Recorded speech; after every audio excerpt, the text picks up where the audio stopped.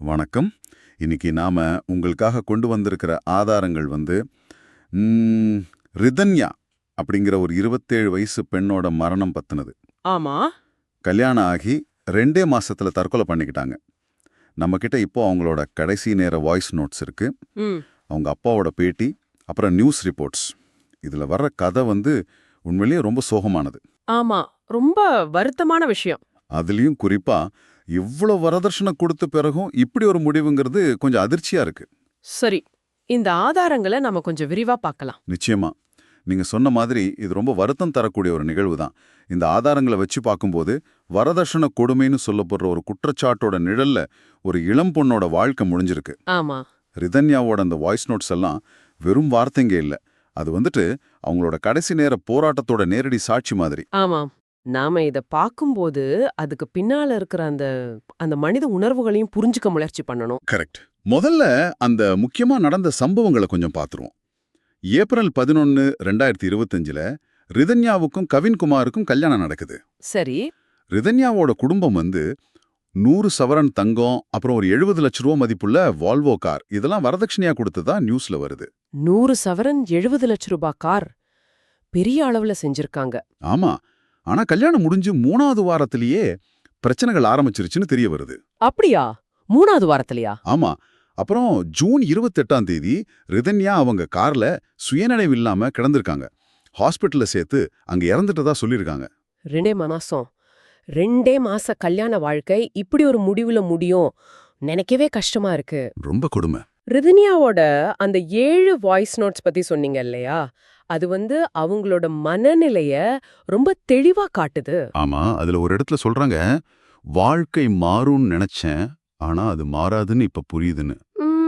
அந்த நம்பிக்கை முழுசா போயிருச்சுன்னு தெரியுது. அது மட்டும் இல்லாம கணவர், அவங்க குடும்பத்தினர், பணம், நகைக்காக எப்படி சொல்றது, மனரீதியா ரொம்ப டார்ச்சர் பண்ணினதா சொல்றாங்க. ஆமா.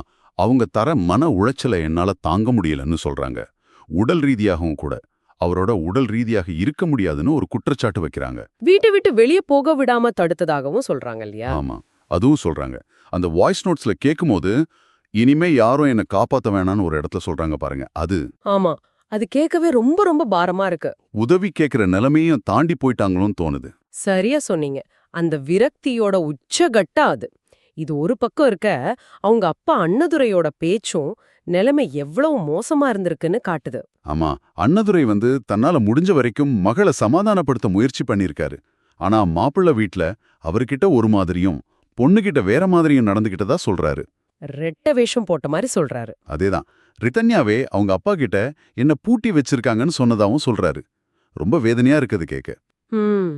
என் மகளுக்கு நேர்ந்தது இனிமேல் வேற யாருக்கும் நடக்கக்கூடாதுன்னு அவர் சொல்றது, அது ஒரு அப்பாவோட மனக்குமரல். கண்டிப்பா. இப்போ கணவர் கவின்குமார், அவரோட அப்பா அம்மா ஈஸ்வரமூர்த்தி, சித்ரா தேவி, இவங்க 3 பேரையும் அரெஸ்ட் பண்ணிருக்காங்க இல்லையா? ஆமா. கைது நடவடிக்கை நடந்திருக்கு. இந்த கேஸ்ல இன்னொரு முக்கியமான விஷயமும் இருக்கு பாருங்க. ரிதன்யா ஒருத்தரோட வாழ்ந்துட்டு என்னால டைவர்ஸ் பண்ணிட்டு மறுமணம் செய்ய முடியாதுன்னு சொல்றாங்க. ஆமா. அதையும் சொல்றாங்க. சமூகத்துக்காக நிம்மதி இல்லாம வாழ முடியாதுன்னு சொல்றாங்க.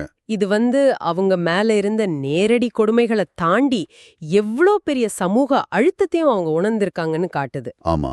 அதே மாதிரி அவங்க அம்மா அப்பா கிட்ட உங்களுக்கும் அம்மாவுக்கும் நான் நிறைய வலி கொடுத்துட்டேன், என்ன மன்னிச்சிருங்கன்னு சொல்றது. தான் மேலேயே பழிய போட்டுக்கிற மாதிரி இருக்கு. ஆமா. தன்னையே பொறுப்பாக்கிக்கிற மாதிரி. இது ரொம்ப ரொம்ப சோகம். நிச்சயமா இந்த மாதிரி சமூக அழுத்தங்களும் அந்த தனிப்பட்ட மன போராட்டமும் ஒன்னா சேரும்போது விளைவுகள் ரொம்ப மோசமா போயிடுது. நீங்க ஷேர் பண்ண ஆதாரங்கள் எனக்கு 2022ல கேரளால நடந்த விஸ்மயா கேஸ ஞாபகப்படுத்துது.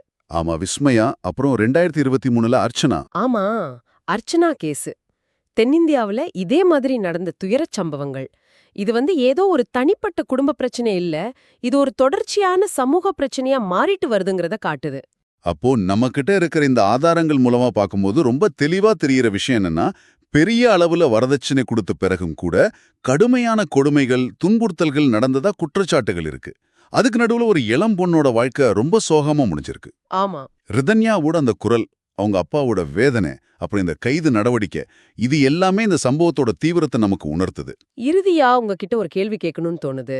அதாவது ரிதன்யாவோட வாய்ஸ் நோட்ஸ்ல அவங்க அனுபவிச்சதா சொல்ற அந்த கொடுமைகளை தாண்டி என்னால மறுமணம் செய்ய முடியாதுங்கிற மாதிரி சமூக கட்டுகளும் வெளிப்படுது இல்லையா?